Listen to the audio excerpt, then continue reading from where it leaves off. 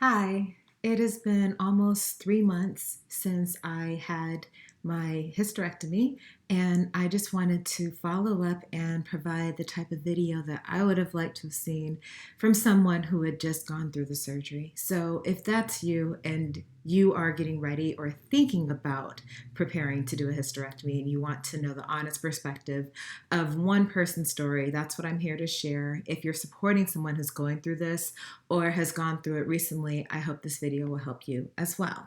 I do have prior videos that look at the first couple of weeks of my recovery, so I recommend going back and looking at those as well. So I had an LAVH, laparoscopic assisted vaginal hysterectomy, and this took place in June. It's now August. So I've had some time to recover and to really think about how this whole experience has been for me. Again, I can't speak for everyone. This is only my story. And so please know that yours may be different. Overall, I want to say that I had a really good experience. I think that this is a tough decision to make, and it was really hard going into it to know if I was making the right decision. However, what I hoped was that it would help me to take care of the problems that I was having, which were pretty much really difficult pain resulting from fibroids that were continuing to grow. My cycles had become so bad that I actually went to the ER for one of them. And I don't think I had the worst situation out there, but to be honest, I've never had an easy time with my periods. And it just got to the point where I couldn't take it anymore. So this for me was the best option. I didn't take it lightly. I knew more than anything I didn't want to have to go through multiple surgeries, but nothing is guaranteed. So I hoped that that would be the case for me. Um, my pain is so much better. It's literally non-existent at this point. The only time I feel pain is if I'm just holding an awkward position for too long or if I just push myself way too hard. But at this point, I feel like my energy is even better than it was before the surgery. My scarring is very little. I have two small visible scars below my bikini line. There's one in my navel that I cannot see. So that doesn't bother me on a daily basis at all. Um, I've already covered my energy. It's really great. And I think those were like the most important things for me. The recovery was slow in the beginning. I would say the first 10 days, I was on painkillers. The first 4 days, I was in the hospital because my bladder and my bowels did not resume function normally as expected. So that took a little bit of time, but we were able to resume the bladder function on the fourth day. And then about 2 days later, once I was home, I was able to resume bowel function. So that I think was the most difficult part. I did get an infection a couple of weeks after the surgery, but I had actually had to have 3 catheters. So that wasn't completely out of the ordinary, and it was treated within a couple of days. I went to urgent care and took some medication for that. Other than that, let's see, I think around week 4 or 5, I decided to start doing pelvic floor exercises, and my body wasn't ready for that yet. So I did have a lot of bleeding. So I decided to lay off of that. Um, I had a lot of spotting the first month or so, so having liners was really important, having comfortable clothes.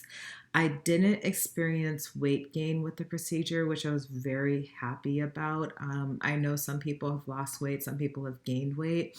For me, I had been doing intermittent fasting even before the surgery, so I decided to take a break from that while I was on painkillers because I needed to eat with some of my painkillers. And so I would just eat enough food to be able to take my medication. And other than that, I was pretty much still observing at least 16 hours of fasting a day.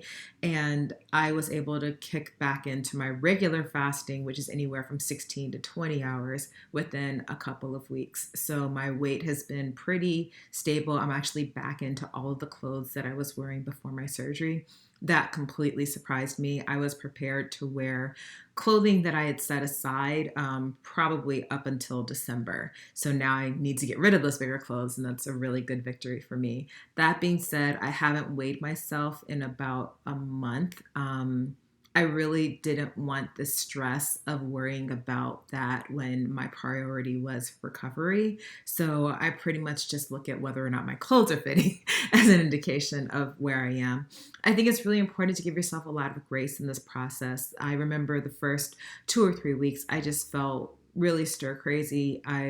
After week 2 or 3, I just wanted to get out of the house, but I didn't feel comfortable driving myself around. Um, that is something that was hard, but I think that for me, what really mattered was having social support. And that didn't always mean I needed people around me necessarily. I'm very fortunate to have a great support system in my husband.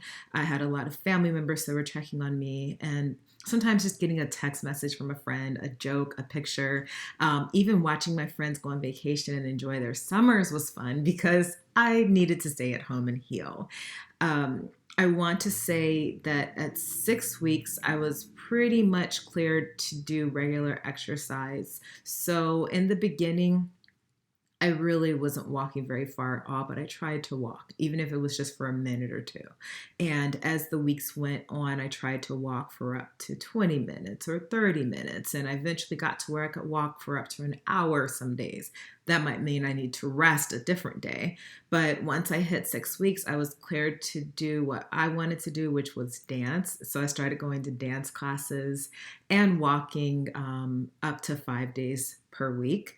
And if I got tired, I took a day off. So whether that was 3 days or 5 days a week, once I was cleared for exercise, I really just wanted to improve my cardiovascular health. The main reason being my blood pressure actually went up a lot before the surgery and immediately after the surgery.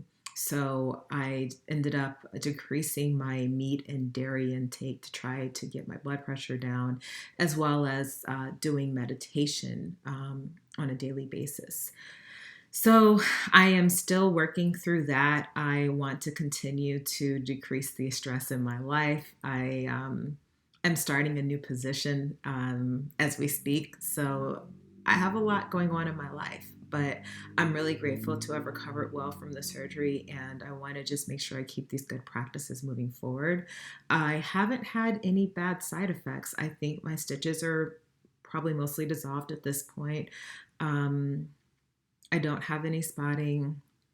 I don't have any pain. I'm very fortunate because they did find endometriosis throughout when they went in to remove the fibroids, and there was still a little bit on my bowels that they couldn't get rid of. So the hope was that we wouldn't see any problems from that. And I honestly haven't. If you had told me that I would be pain free at this point, I probably would have cried. I still want to cry. I really hope that this stays the way that it has for me. But I still have my ovaries, and as far as I can tell, everything is good with that.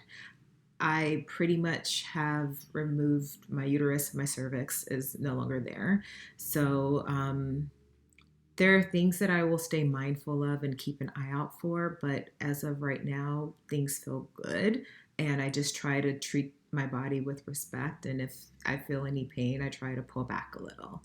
So that's pretty much where I am at this point. I just wanted to check in, and I really hope this provides encouragement for someone else who is going through this. Take the time that you need to heal. I think that really slowing down those first 4 to 6 weeks helped me to recover quickly so that at this point I do feel like I can really engage in my life. I still take time on the weekends, especially just to recover. And rest. And you owe that to yourself, whether you go through the surgery or not. Always take care of yourself. And I hope that if you go on this journey, that you will feel encouragement and support and visibility of other women who have made this choice, that you are not alone. And if I can continue to be of support of this to this community in this way, I will come back and continue to share my journey. But that is all for now. I really wish you the best wherever you are, and thank you so much for taking the time to watch this video.